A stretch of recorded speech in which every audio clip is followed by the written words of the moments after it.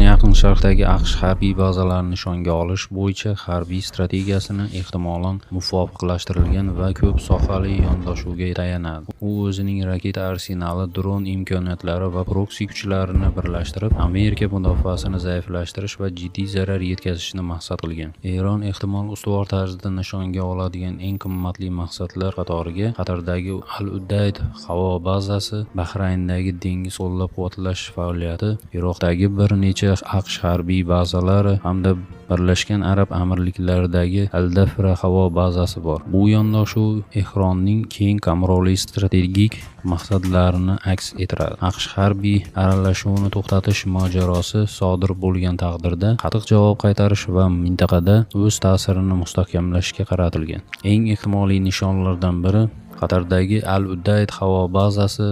Bu bazada 8000 ga yaqin amerikalik harbiylar joylashgan bo'lib, u Yaqin Sharqdagi markaziy qo'mondonligi CENTCOM uchun mintaqaviy qarorgoh vazifasini bajaradi. Baza butun mintaqa bo'ylab havo operatsiyalarini qo'llab-quvvatlashda muhim rol o'ynaydi va AQShning Ko'rfazdagi harbiy mavjudligini asosiy ustuni hisoblanadi. Al-Udayd kabi bazalarga zarba berish uchun Eron Fath 111 kabi ballistik raketalarni ishga solishi mumkin. Bu raketa taxminan 300 km masofani bosib o'ta oladi yoki KM1 raketa turini ishlatishi mumkin. Uning radiusi 800 km ga yetadi.